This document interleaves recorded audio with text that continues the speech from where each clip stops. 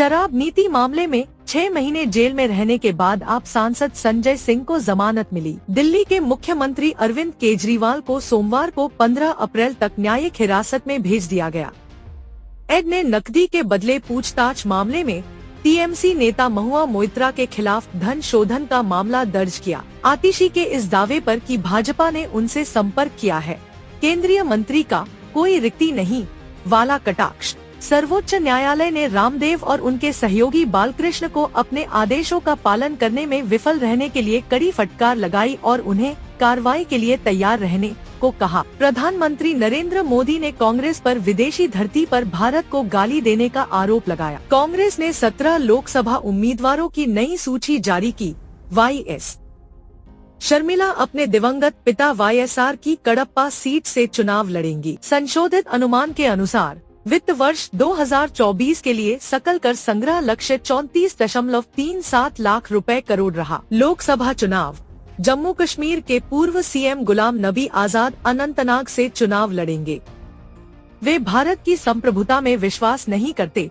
SDPI द्वारा समर्थन दिए जाने पर अमित शाह ने कांग्रेस की आलोचना की। केरल के सीएम पिनाराई ने एनी राजा के खिलाफ चुनाव लड़ने पर राहुल गांधी की आलोचना की। छत्तीसगढ़ के बीजापुर में सुरक्षा बलों के साथ मुठभेड़ में 4 नक्सली मारे गए। कांग्रेस के सचिन पायलट ने कहा कि अयोध्या में राम मंदिर का निर्माण सर्वोच्च न्यायालय के अंतिम फैसले के बाद किया गया, जो सभी पक्षों को स्वीकार्य था। केंद्रीय मंत्री और राजकोट से उम्मीदवार पुरुषोत्तम रूपाला के बयान पर प्रभावशाली समुदाय के बीच गुस्से को शांत करने के भाजपा के प्रयास अब तक विफल रहे हैं। सर्वोच्च न्यायालय ने वित्तीय संकट के लिए केरल को जिम्मेदार ठहराया। अतिरिक्त उधार की मांग खारिज की।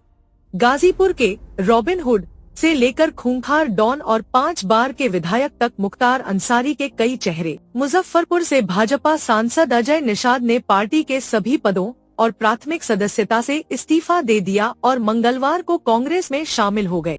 BWSSB आज से निर्माण कार्यों के लिए पुनर्चक्रित जल की आपूर्ति करेगा। अब उड़ानों में देरी होने पर यात्री प्रस्थान द्वार से हवाई अड्डे से बाहर जा सकेंगे। वित्तीय संकट के बीच बाइजू 500 कर्मचारियों की छंटनी करेगा। विस्तारा ने मंगलवार को 61 उड़ानें रद्द की, जबकि एक दिन पहले सोमवार को 49 उड़ानें रद्द की गई थी। अल्ट्राटेक ने अगले 3 वर्षों में विस्तार के लिए 32,400 रुपए करोड़ के पूंजीगत व्यय की घोषणा की। मारुति सुजुकी ने भारत में वित्त वर्ष 24 में 2 मिलियन बिक्री का आंकड़ा पार किया। एनएसआई ने निफ्टी 50 डेरिवेटिव अनुबंधों और 2 अन्य के बाजार लॉट को कम किया। ओपनएआई ने चैटजीपीटी के जनरेटिव एआई चैटबॉट को साइन अप की आवश्यकता के बिना सुलभ बना दिया है। Realme 12X budget 5G smartphone Bharat में लॉन्च। OnePlus 11 अमेजन पर 6,000 रुपए के डिस्काउंट ऑफर के साथ उपलब्ध है। Samsung Galaxy M15 5G और M55 5G भारत में 8 अप्रैल को लॉन्च हो रहे हैं। PS5 स्लिम का डिस्क संस्करण 54,990 रुपए में बिकेगा, जबकि डिजिटल संस्करण की कीमत 44,990 रुपए है।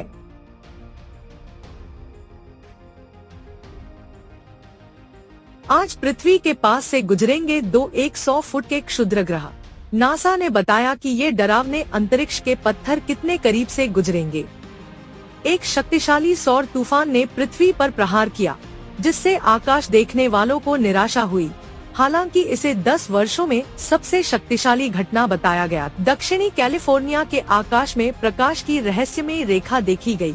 एक अंतर्राष्ट्रीय टीम द्वारा हाल ही में किए गए अध्ययन से पता चला है कि मंगल ग्रह पर पहले से अधिक समय तक पानी बरकरार रहा होगा। नासा अगले सप्ताह के सूर्य ग्रहण में 3 रॉकेट दागने की तैयारी में है।